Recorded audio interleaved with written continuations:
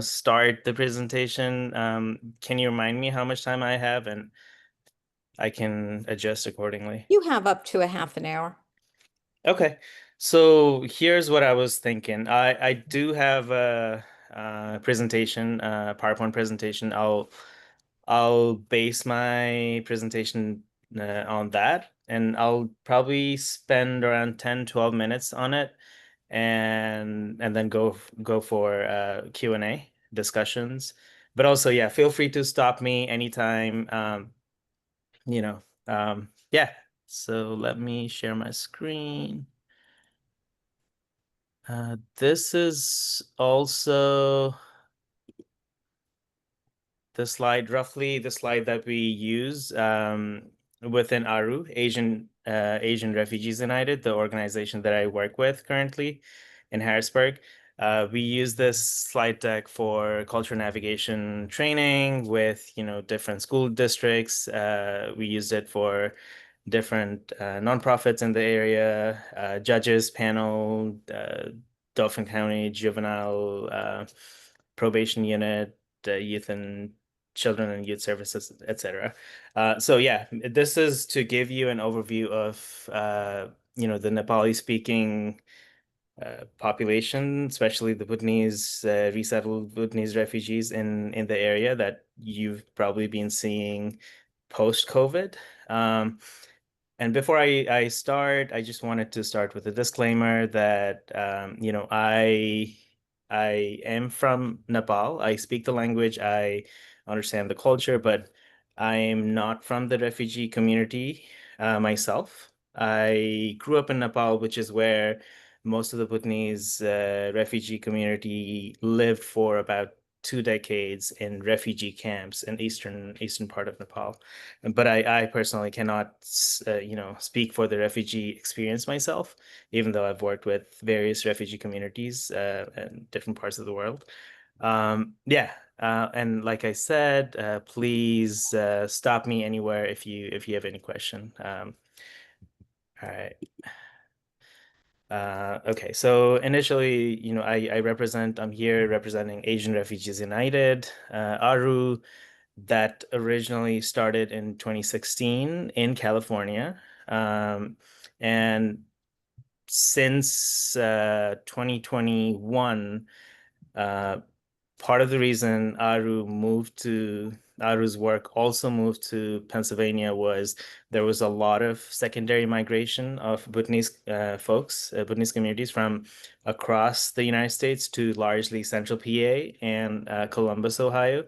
Those are the two areas, and there are a lot of push and pull factors, but largely because these two areas remind folks of back home, Bhutan and Nepal, and also it has mountains, especially Harrisburg area mountains, and the natural topography reminds people of back home, and it's affordable, and where folks from Nepali speaking community see this as a viable place to raise their family. But yeah, currently the Pennsylvania side of ARU, Asian Refugees United, is largely Bhutanese refugees and Nepali speaking folks. And the California side of things is mostly Vietnamese, Korean, and other Asian population.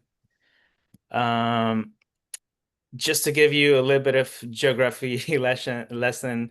So Nepal is here, right, sandwiched between China and India, and Bhutan is this red shaded area, which is also a landlocked country, sandwiched between India and China again.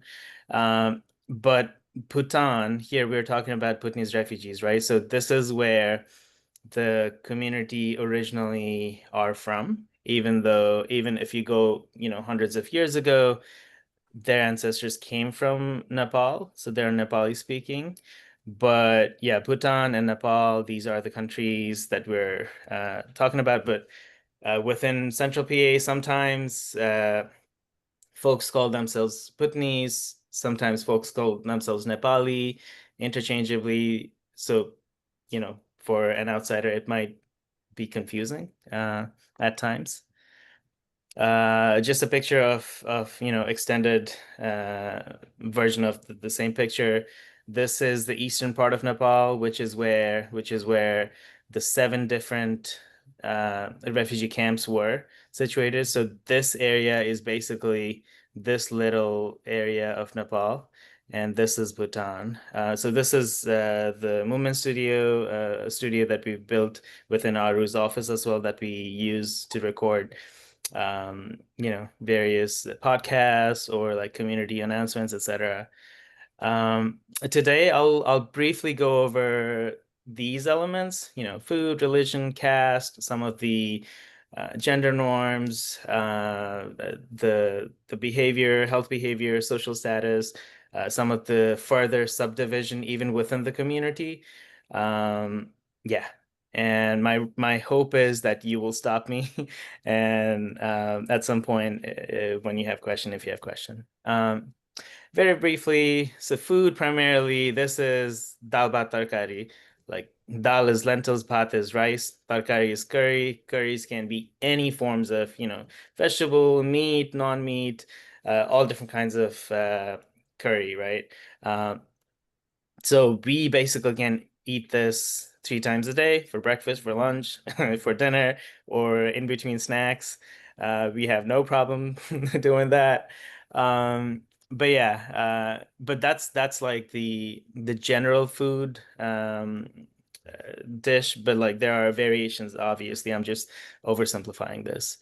In terms of religion, the and I'll speak about the Nepali speaking Bhutanese community within Central PA.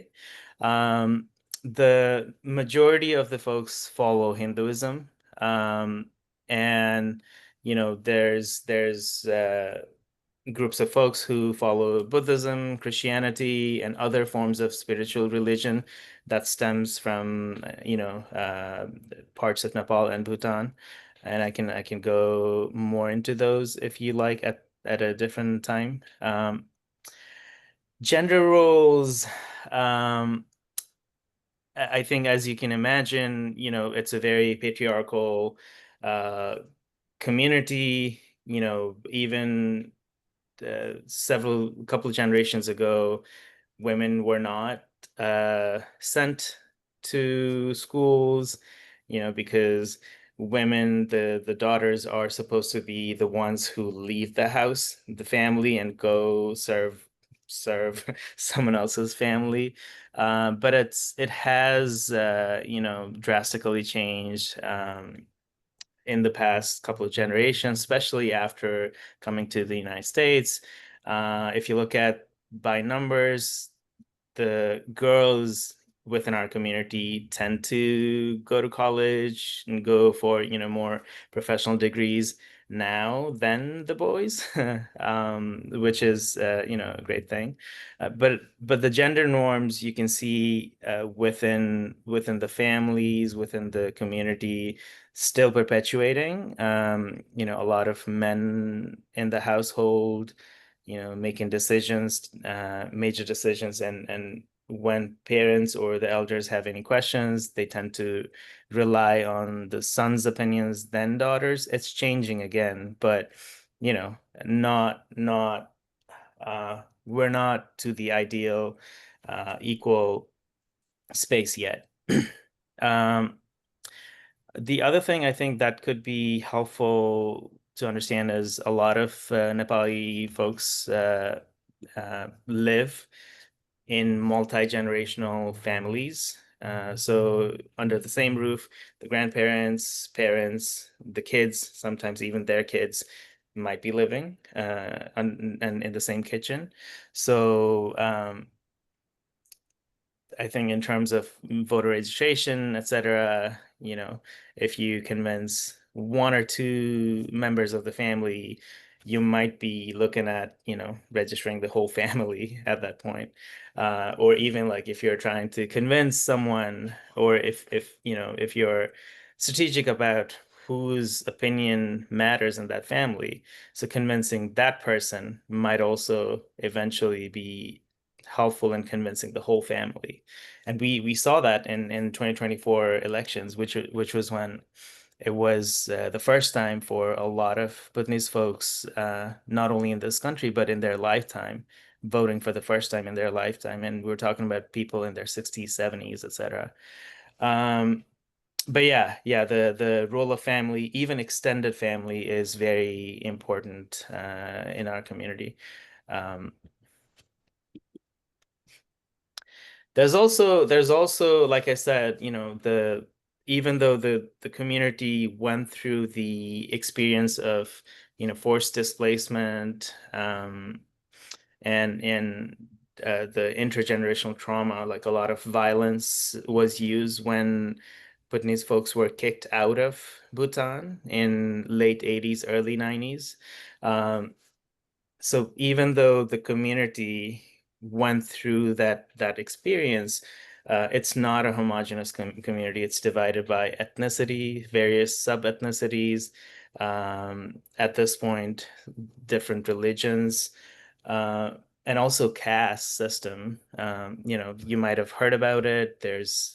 Initially it was started as a division of labor, but over the centuries, it turned into something, a tool that people misuse, and abuse to discriminate certain groups of people within the community. And to this day, the caste system mentality still affects a lot of people within our community.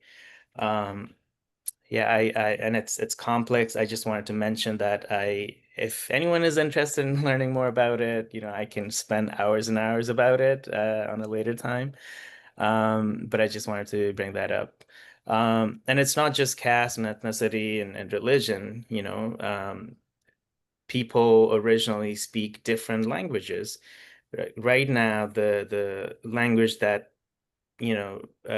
connects everyone is largely Nepali, but that might not be their mother tongue even.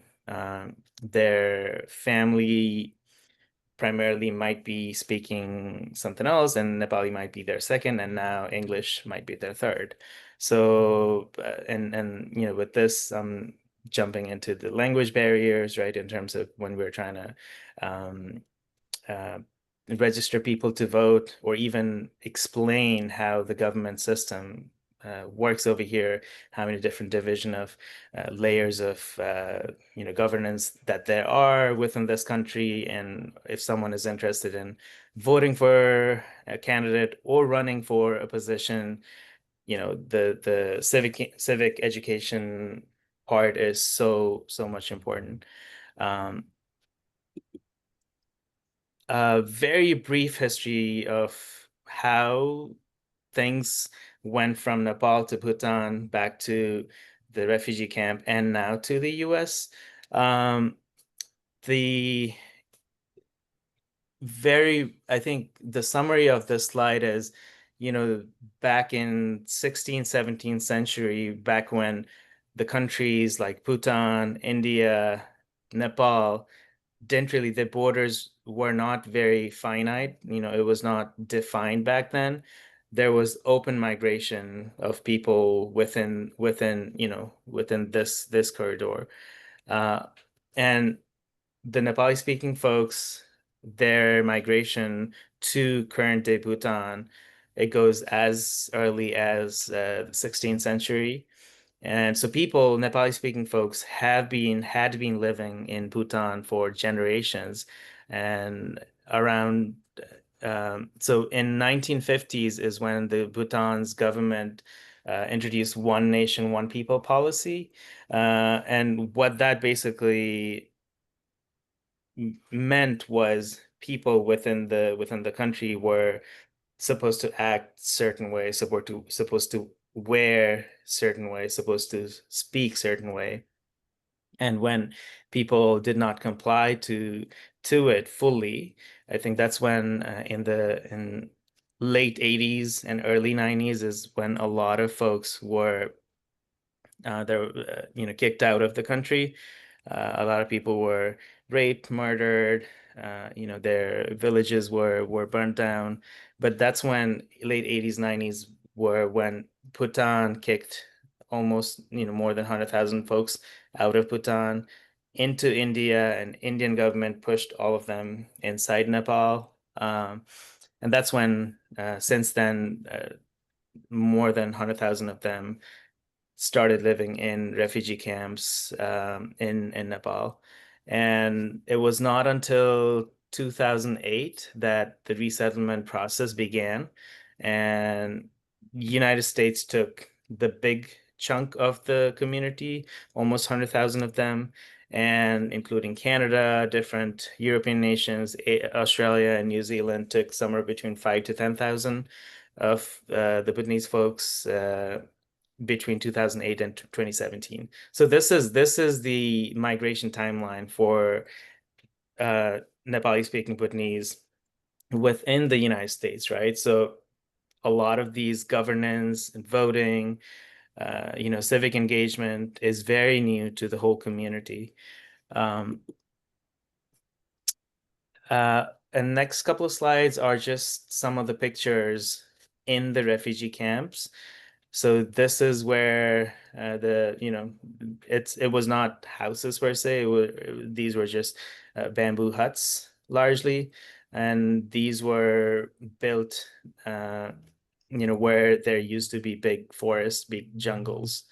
Um, for health and wellness, I've been told, among the 7 different refugee camps, there was one doctor who would visit each day, each of the camps. So one day a week for thousands of folks. And the alternative healthcare was, the shamans, the spiritual shamans, which sometimes it works, sometimes it doesn't, but a lot of people had faith in them. For food and water, FAO, Food and Agriculture Organization, part of the UN, and the USAID, which unfortunately, this administration has cut down most of it now, were the primary donors of, the food ration. They would get certain amount every week or bi-weekly, I think. And this was the water tap that the whole community would get their water from. And they would only run a couple of hours a day, meaning they would have to wait in lines for hours at a time.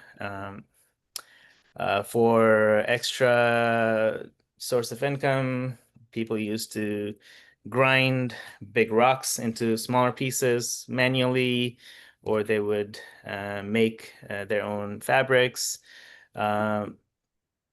These were the schools. Most of the folks who work for ARU and in the community talk about these classrooms that they sat on, and they really didn't get the benches and desks up until they were like in 7th or 8th grades. And this thing that you see in the background, youth friendly center. So a lot of today within Bhutanese community, a lot of community leaders used to be members and leaders of YFC back in the days. So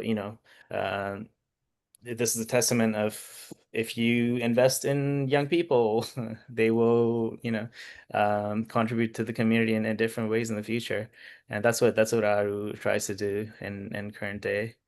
There are a lot of, other than the challenges that I mentioned. It was also in the middle of jungle and made with bamboo huts, so it was prone to uh, fires, floods, and I hear stories of the same camp being flooded twice a year and being burnt down twice the same year.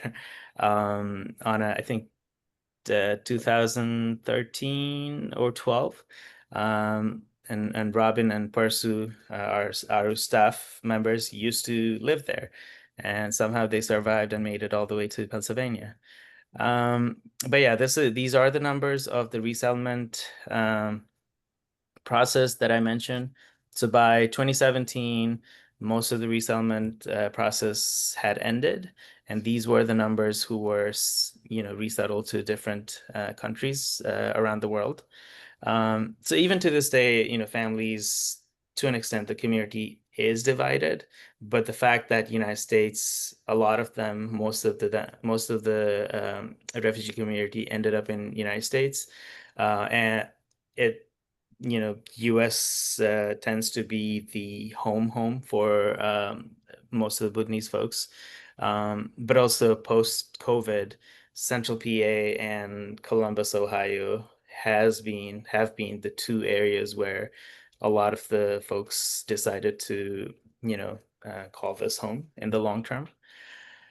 I will skip this. Yeah. So I think I went a little over 10 Oh, minutes that I no. Oh, Lord, initially no. You've got said, but time. yeah. But I think as you can imagine, because of intergenerational trauma, intergenerational uh, forced displacement and all the other challenges in between, there still continues to be a big challenge around mental health. If you look at the numbers, the CDC numbers from 2014, Bhutanese refugees within the United States has the highest rate of suicide in the whole nation.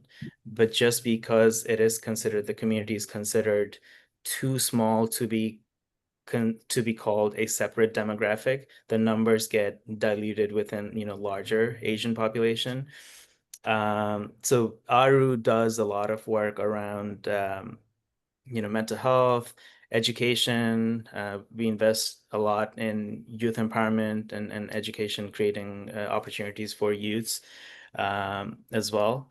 Um, and in addition to the different community empowerment work with civic engagement and voter education, etc., that we started in 2022 unofficially, but I think 2024 was our major election year that we formally started working in this space.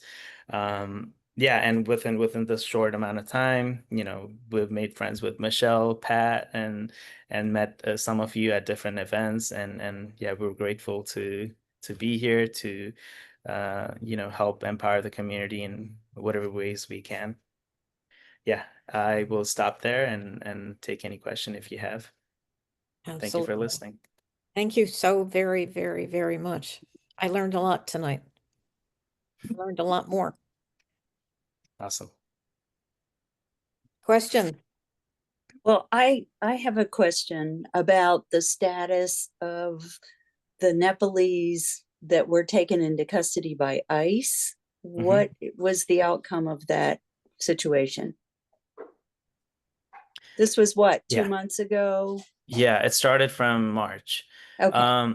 Yeah. So like I said before, almost 100,000 of them, 92,000 was the official number of Bhutanese folks were resettled within the United States.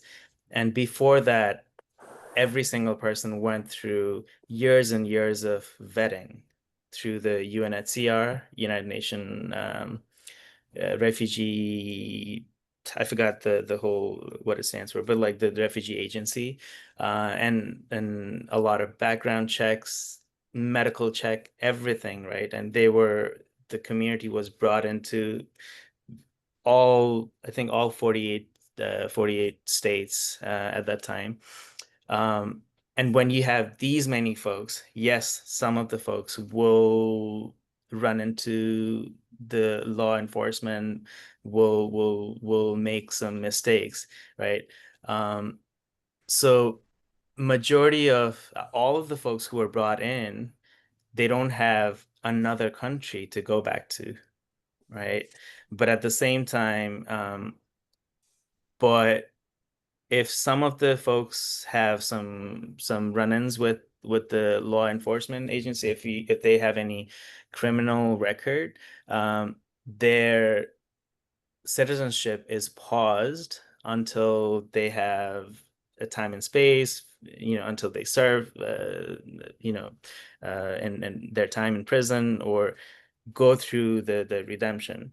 And that has been the case up until up until March of this year. But this March onward, somehow the new administration convinced Bhutanese government to take back the same people who were forcibly persecuted out of the country in late 80s. And now what we are seeing is, I think officially 26 people have already been deported, and I think up to another couple of dozens are in detention.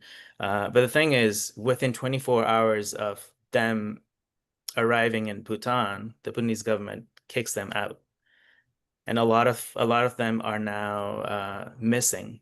So we don't know. Some have reported in Nepal, and Nepal police have arrested them because they're there, quote unquote, illegally. But yeah, this and around this, like ARU as an organization, we are a community organization who exists to empower the community to make people's life easier in this country. But after this, like we got uh, brought into this space where we're trying to help make sense of this senseless act, and trying to help families who are confused. A lot of people are now in fear, even the folks with citizenship and green card. Majority of the folks already have citizenship and green card. And everyone else were supposed to be in the pathway to citizenship eventually. But yeah, this has started, and we are now talking with different elected officials within the state, and in DC as well, working with different human rights agencies in Nepal, India, at the UN, different.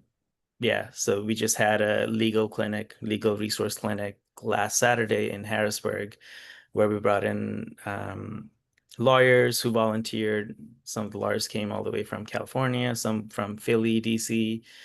Yeah, now people in the community are scared, even the ones with, clean record. And especially when you hear about potential that the administration might even go harder on immigrant communities. And yeah, yeah, sum up, people are scared, and we are trying to help them with the information that we have, with what we can. So was it 2 people that were detained by ICE, and do you know the specific I think dozens details of have been detained. in Harrisburg? So from Harrisburg, from Central PA, I think close to 10 have been deported already. Wow. Several dozens Okay. have been detained. But yeah, I think the 50, 60 numbers are the cumulative number from all across the country, but largely most of them are from Central PA and Ohio, which is where the community largely, is concentrated around. Yeah. Well, a big reason I wanted Pratik to speak tonight was really so we all understand where the migration started, why here, and the challenges, which are a tremendous number of challenges. And it's such a short period of time for adjustment to a new country. I mean, I think about my grandparents. I met them when they'd been in the country for 60 years. And so this is a very short period of time. Yeah. I think one of the, this is a community that has, like I mentioned before, several challenges in the past few decades, right? And even the numbers, the mental health related numbers, those were pretty bad in health camps in Nepal, the refugee camps in Nepal. But what is quite interesting is compared to the folks who came to the United States, so numbers, the suicide numbers rates for the folks who came to the United States went up compared to the folks who are resettled in other countries in the world. And that goes to and obviously more research and more study and more resources um, needs to go to understand this more so. But just comparing how the refugee community is treated by the system within this country compared to how they're treated in other countries, it's quite stark. In other countries, meaning in other countries, they're provided more support to make sure that they become the best selves, that they can serve the community, and they stand stronger.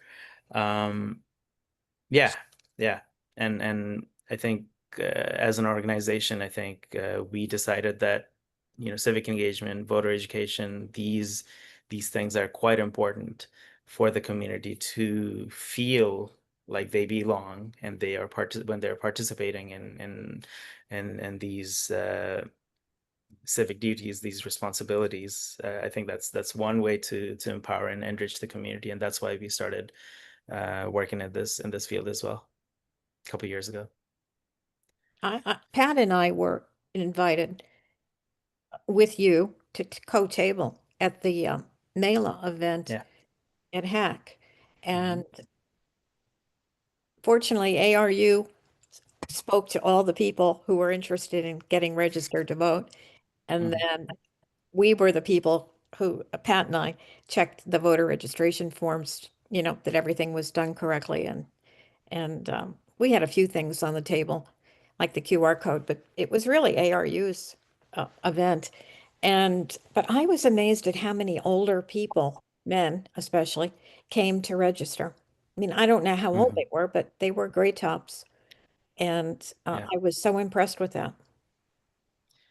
Yeah, and even after that, some of us volunteered during the election day as well. Yeah. And in some of the precincts that we were volunteering at, I think at least 20-30% of the folks from our community, young and old, after they realized they came to the wrong precinct after they showed up. So, you know, the the education is not there yet. So organizations like you and us, we really have a lot of work to do.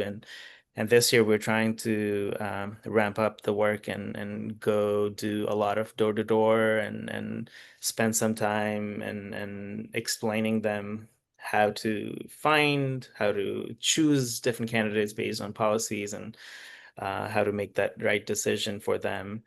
Um, and especially targeting 2026 elections. Obviously, like we'll be mobilizing them for the 2025 elections as well, but more so realistically empowering them for 2026. And we're even doing a run for office training this weekend in Harrisburg, and we're hoping folks from different parts of Pennsylvania will come in. We're expecting 35 people to run for office from school boards to wherever they see fit, wherever they're interested. That really gets to the need to have elected officials um, to be a representation for the community. And then, uh, represent the community to other legislators. I mean, I can see the root system going out further than that. Yeah, yeah, and even the representatives that there are who are even though they're not from the community, the Nepali speaking Bhutanese community, we see a lot of support and folks from both the parties. fortunately. And yeah, so there are a couple of community organizations that operate within Harrisburg, Greater Harrisburg, Central PA region. And when we invite them for discussions for different programs, they show up. And it's not just showing up, showing up, they participate, they take time in learning about the community and the culture and how they can help the community needs. And especially right now, we've had a lot of meetings um, with the elected officials since March, especially. Hmm. Yeah. Other questions? I have one. It's Lillian. You had mentioned previously that the women were starting to get educations, and there is a culture of paternalism. So I Yeah. was wondering, are the women who are getting educated, are they participating in voting? Do you have any idea if it's just predominantly men doing the voting, or are women who have received an education understanding that they should also be participating in this? Yeah. I think so. At this point, I would say it's not the gender parity, the disparity is not that bad in terms of simply participation in voting, registering for a vote, these kinds of stuff. But at the same time, when it comes to community leadership, right? Who is in leadership for different organizations within the community, different small groups within the community, you see, I think, majority of the folks, almost 70-80% of the time, you see men in the leadership position. And even within our organization, ARU, we have a lot of men compared to women. But we are mindful, and we so in terms of like recruiting folks from the community for every event, we add more time and resources to bring in not just women, but also, like I said, there are a lot of division within the community itself by ethnicity, by caste, by religion. And we spend, more time and energy to bring in to make sure folks from different backgrounds come and participate, but not just participate, but take leadership. So it's a gradual process. It's getting better. Yes, but not there, not quite there yet. And I think We're not seeing quite there yet either. There's many more exactly, men exactly. in our legislature than Yeah. women, by a large number. So I'll just say, don't feel too bad there. We're right there behind with you. Yeah. Any other questions before we let Pratik get back to his family? Mhm. He's in Oakland, California right now. Yeah. I'd just like to say thank you so, so very much.